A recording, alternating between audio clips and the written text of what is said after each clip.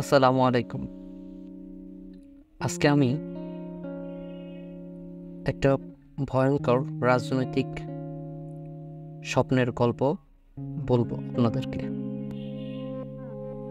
তো এই গল্পটা স্বপ্নটা আমি আমার একটা বন্ধুকে বলেছিলাম। তো সেই স্বপ্নটার ব্যাখ্যা দিয়েছে। তো আমার বন্ধুটা হচ্ছে অনেক বুদ্ধিমান। তো কেন সে বুদ্ধিমান সেটা আপনারা আমার এই স্বপ্নের যে গল্পটা শোনার পর বুঝতে পারবেন যে কেন আমি তাকে বুদ্ধিমান বলেছি। তো কালকে রাতে ও আমাকে বলতেছে যে তুই ঘুমাবি কখন। তো আমি বললাম যে আমি তো কয়েকদিন হলো রাতে ঘুমাই না। তো বলতেছে কেন তুই রাতে ঘুমাস না কেন। তো আমি বললাম যে আমি রাতে ঘুমাইলে কয়েকদিন হচ্ছে আমি দুঃস্বপ্ন দেখি। তো বলতেছে কি দুঃস্বপ্ন দেখিস। তো আমার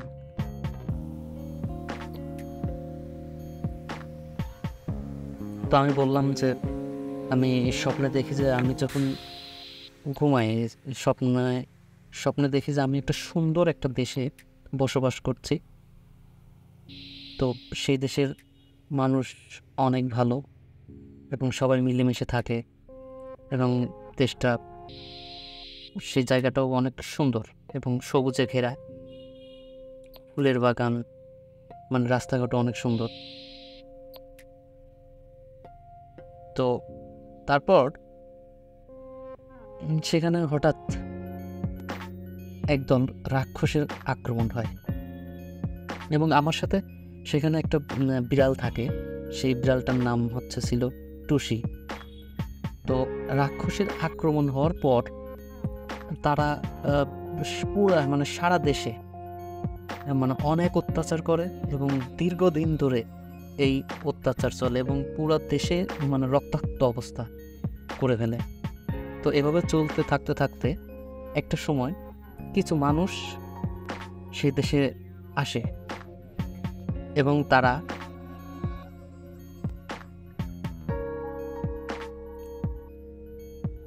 রাক্ষসদেরকে পরাজিত করে আমাদেরকে মুক্ত করে এবং তারপর ভালোভাবেই দেশটা চলছিল।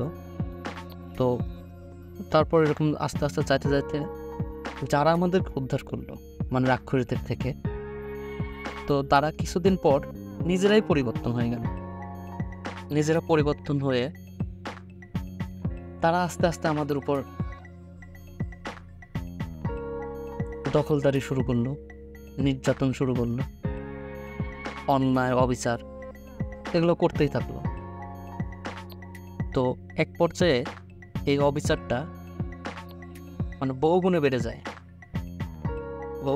যায় এবং সেই অবস্থায় আমরা পালাতে লাগলাম এবং আমার সাথে আমার বিড়ালটাও ছিল। তো পালাতে পালাতে হঠাৎ দেখি যে আমরা একটি বড় একটা পদ্ম পাতার উপরে বসে আছি। এই পদ্ম পাতাটা ছিল সাগরের মাঝে, চারিদিকে পানি এবং ঢেউ, প্রচুর ঢেউ।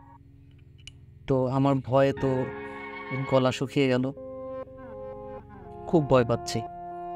তো দেখা যায় যে ওই যে দূর থেকে একটা জাহাজ আসতেছে, জাহাজ আসতে আসতে আবার দেখা যায় যে জাহাজ নেই। তো এরকম করতে করতে একটা জাহাজ আসলো। জাহাজ এসে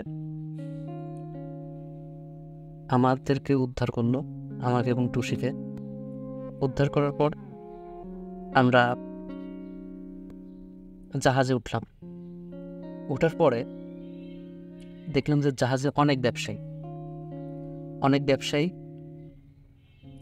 তো ওই যে ব্যবসায়ীগুলা আমাদের কাছে এক এক করে আসলো, এবং প্রথমে যখন আসে তখন তারা খুব ভালো এবং আমাদের সাথে ভালো ব্যবহার করে। তারপর কিছু সময় থাকতে থাকতে এক একজন করে আসে এবং কিছু সময় আমাদের সাথে থাকতে থাকতে আমাদের উপর প্রথমে ভালো থাকে, তারপরে আবার নির্যাতন শুরু। এইভাবে নির্যাতন করতে করতে মানে অনেকগুলা ব্যবসায়ী এইভাবে আমাদের উপর নির্যাতন করে করতে করতে হঠাৎ হয়তো সেই নির্যাতন সৃষ্টিকর্তা বেশি সময় সহ্য করেনি। হঠাৎ একটা সাগরে বিশাল একটা ঝড়ের সৃষ্টি হয় এবং সেই ঝড়ে জাহাজটা ডুবে যায় এবং ভাগ্যক্রমে কিছু ডলফিনের দল আমাদেরকে উদ্ধার করে, আমাকে এবং টুসিকে। আর যারা ব্যবসায়ী ছিল তারা হয়তো ডুবে মারা যায় এবং আমাদেরকে উদ্ধার করে আমাদেরকে তীরের দিকে নিয়ে আসতে থাকে। তো তারপর হঠাৎ করেই আমার ঘুমটা ভেঙে যায়। আমি ঘুম থেকে উঠে দেখি আমার গা ঘেমে আছে। তো এই স্বপ্নটা আমি যখন ওকে বললাম, তো ও এই স্বপ্ন শুনে আমাকে বলতেছে এই স্বপ্নের একটা ব্যাখ্যা আছে। আমি বললাম কী ব্যাখ্যা? তো ও বলল যে তুই যে সবুজ শ্যামল যে দেশটা দেখছিস, প্রথমে সুন্দর ফুলের বাগান, সবাই মিলেমিশে থাকে, এই দেশটা ছিল 1757 সালের আগে।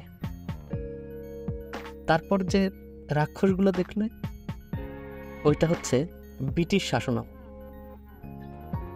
যে 200 বছর ব্রিটিশরা এখানে শাসন করছে, ওই শাসন আমলকে তুই রাক্ষস হিসেবে দেখছিস। তারপর যে কিছু মানুষ যে ব্রিটিশ যে রাক্ষসদের কাছ থেকে তোকে উদ্ধার করলো, সেটা উদ্ধার করে যে কিছুদিন শাসন করলো, নির্যাতন করলো, সেটা ছিল পাকিস্তানি। তারপর যে পদ্ম পাতাতে তুই ছিলি, চারিদিকে ঢেউ, পানি আর পানি, ওইটা ছিল মুক্তিযুদ্ধের 9 মাস।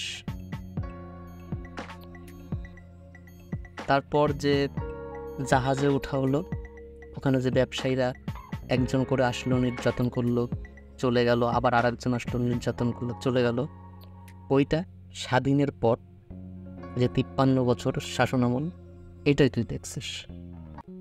তারপর যে ডলফিনের দল এসে উদ্ধার করল, এটাই হচ্ছে 24-এর এই ছাত্র জনতার গণ আন্দোলন। এই কথা বলার পর ও আমাকে বলল, এই যে 24-এর যে ডলফিন রূপকে তুই স্বপ্নে দেখলি,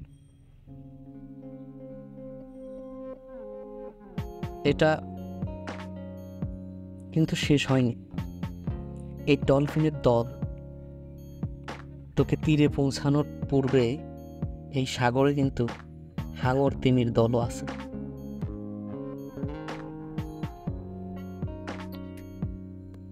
তো এটা শোনার পর মনটা খারাপ হয়ে গেল। তারপরেও আমরা চাই যেন এই ডলফিনের দল সফলভাবে আমাদেরকে তীরে পৌঁছাতে পারে, সেই কামনা সবসময়। পরিশেষে আমি বলবো, আমার সাথে যে বিড়ালটা ছিল সেটা হচ্ছে আমার স্বাধীনতা। সেটাই হয়তো প্রতীকী হিসেবে স্বপ্নে আমি বিড়ালকে দেখেছি। সেই বিড়াল বা স্বাধীনতার যে আকাঙ্ক্ষা, সেটা কিন্তু আমাকে ছাড়েনি, আমার সাথেই ছিল।